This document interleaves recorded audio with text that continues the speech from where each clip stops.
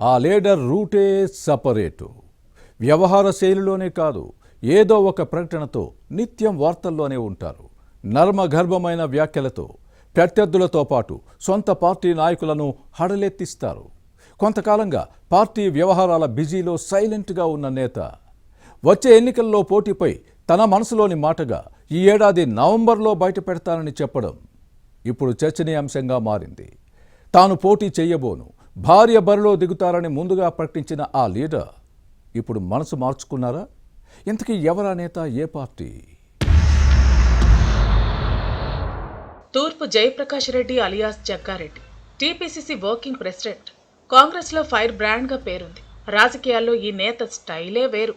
విద్యార్థి నాయకునిగా కెరీర్ ప్రారంభించి అతి తక్కువ కాలంలోనే మాస్ లీడర్గా గుర్తింపు తెచ్చుకున్నారు. బీజేపీలో తన రాజకీయ ప్రస్థానాన్ని ప్రారంభించి టీఆర్ఎస్లో ఎమ్మెల్యేగా గెలిచి ఆపై కాంగ్రెస్లో చేరి రాష్ట్రంలో కీలక నేతగా ఎదిగారు. అందరూ నడిచే దారిలో కాకుండా తనకంటూ ప్రత్యేక శైలిలో ముందుకు సాగటం జగ్గారెడ్డి ప్రత్యేకత. ఎప్పుడు ఏదో ఒక అంశంతో వార్తల్లోని వ్యక్తిగా ఉంటున్నారు. ప్రత్యర్థులకే కాదు, సొంత పార్టీ వాళ్లకు చెమటలు పట్టించే నేత జగ్గారెడ్డి. కానీ కొంతకాలంగా సైలెంట్గా ఉంటున్నారు. అలాంటి జగ్గారెడ్డి ఇప్పుడు రాజకీయాల్లో చర్చనీయాంశంగా మారారు. జులై ఆఖరులో తన మనసులో మాట చెబుతారని కొద్ది నెలల క్రితం ప్రకటించారు. దీంతో అందరూ ఉత్కంఠతో ఎదురు చూశారు. కానీ ఏ ప్రకటన చేయకుండా తన వ్యూహాన్ని మార్చుకున్నారు. ఓటర్ల జాబితా ప్రత్యేక సమగ్ర సవరణపై ఇటీవల సంగారెడ్డిలో జరిగిన బూత్ లెవెల్ ఏజెంట్ల సమావేశంలో ఈ నేత చేసిన వ్యాఖ్యలు పార్టీలో కలకలం సృష్టించాయి. 3.5 ఏళ్ల క్రితం కాంగ్రెస్ అగ్రనేత రాహుల్ గాంధీ పిలిస్తే తనతో పాటు రాష్ట్ర కాంగ్రెస్ నేతలు ఢిల్లీ వెళ్లిన విషయాన్ని గుర్తు చేశారు. ఎవరిపై అయినా కోపం ఉంటే మీడియా ముందు మాట్లాడకండి, హస్తిన వచ్చి తనతో చర్చించాలని రాహుల్ గాంధీ చెప్పడంతోనే సైలెంట్గా ఉంటున్నానని జగ్గారెడ్డి కుండబద్దలు కొట్టారు. ఏవైనా మాట్లాడాలని అనుకుంటే హస్తిన వెళ్లి రాహుల్ గాంధీతో చర్చించిన తర్వాత ప్రకటన చేస్తానని చెప్పుకొచ్చారు.